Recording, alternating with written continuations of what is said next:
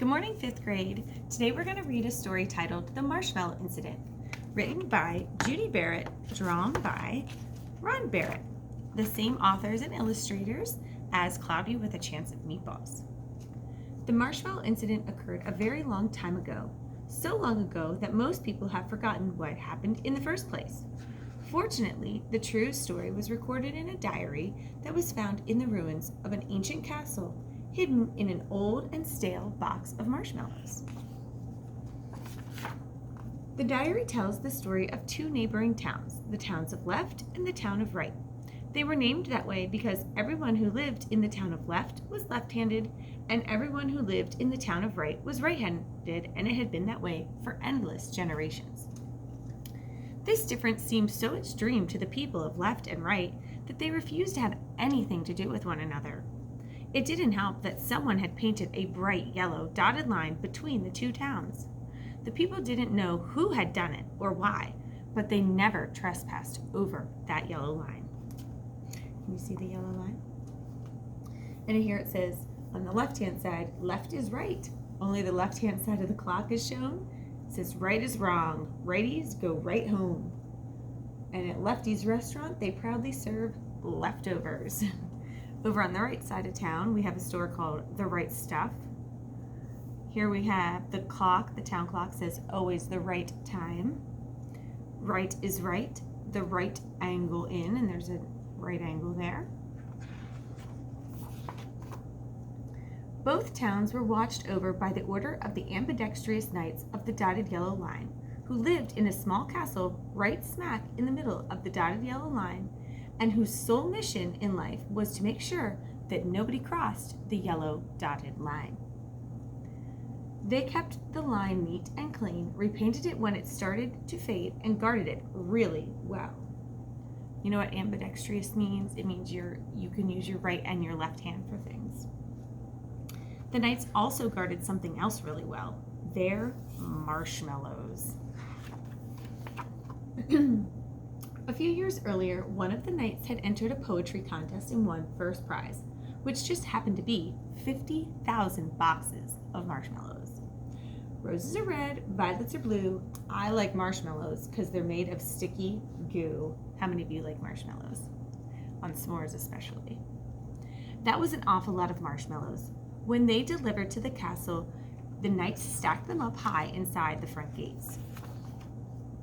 The knights snacked on them, ate them with peanut butter, melted them on baked potatoes, put them on pizza, spun them into fluff, fed them to their horses as special treats, floated them in their hot cocoa, and roasted them. One sunny day in June, it was the town of Wright was having its annual picnic, complete with soup and biscuits. Kids were running around and climbing up and down on the trees and on top of the stone walls. They were getting very close to the dotted yellow line, so someone went running after them to keep them away from it.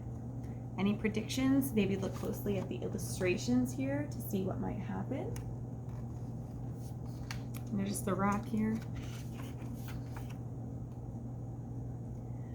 Before he knew it, he tripped on a rock, went flying over the line, and landed in the town of Left.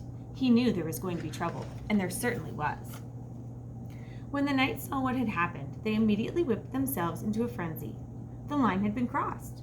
Since it had never happened before, they shouted orders to one another to mount their horses and grab the nearest ammunition, which oddly enough turned out to be marshmallows.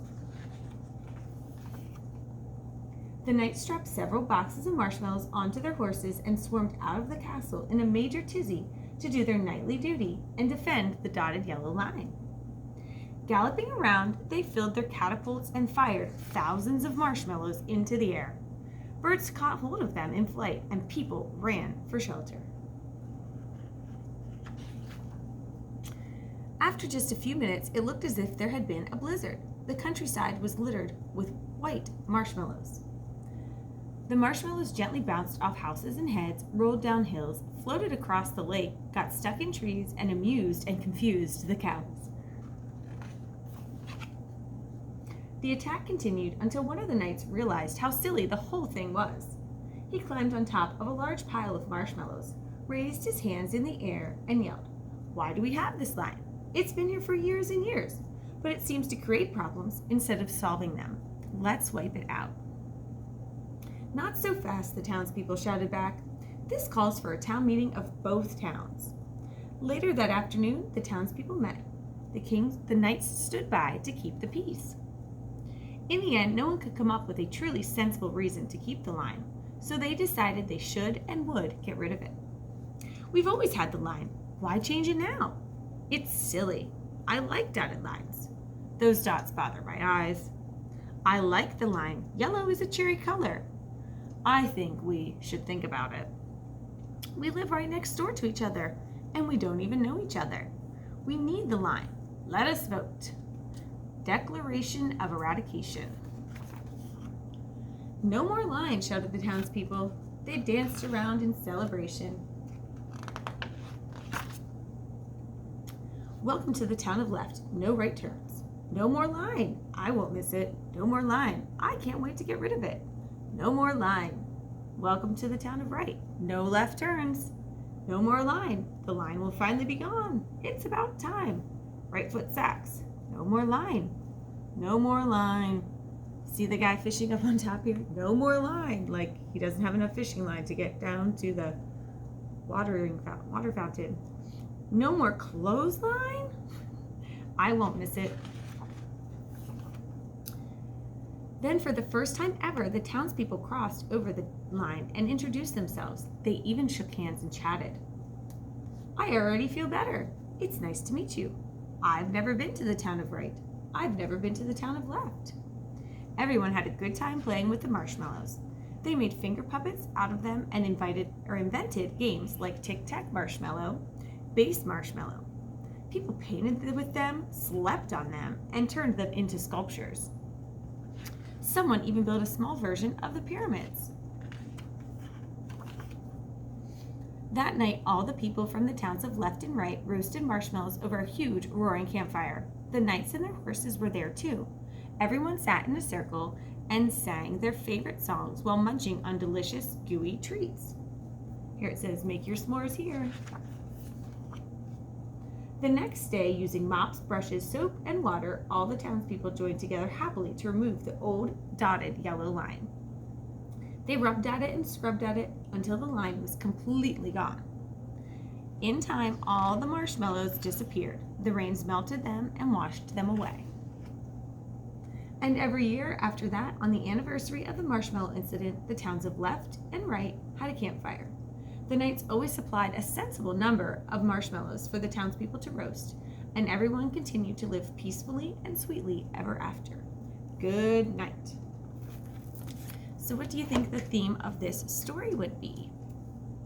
So we're talking about the towns of Left and the town of Right. And they just were separated from one another because they thought they were so much different than each other. So when we think about our classmates, and some people that you've probably known since kindergarten, you may find that you think you're very different from them, but when it comes down to it, when you really kind of investigate your classmates and you don't judge based on appearances, you may find that there's a lot of things that you have in common with one another. So today, we're kind of going with the theme of kindness and caring and not really judging one another based on appearances. So we're going to do an activity, a compare and contrast activity using a Venn diagram, and you're going to get with somebody in your class today, socially distanced, of course, or online, and you're going to do a Venn diagram. There are some questions there to help you get started, such as like what's your favorite color, your favorite food, and you're going to find some things that you may have in common, and you may find some things that you have that are different. This is also going to lead us into our next writing assignment, our first writing assignment actually, which is a Friends One ad. So you'll be thinking about the things you compared and contrasted with one of your classmates to help you discover or to decide what you would like to have in a friend. Okay, what's important to you? What are some things that you enjoy or that you like that you would appreciate that same trait or those same things in a friend? Okay, so I hope you enjoyed the book today, The Marshmallow Incident, and keep thinking about what makes a good friend. and what are some of your favorite things, like your hobbies and interests and things like that. Okay, can't wait to hear about them.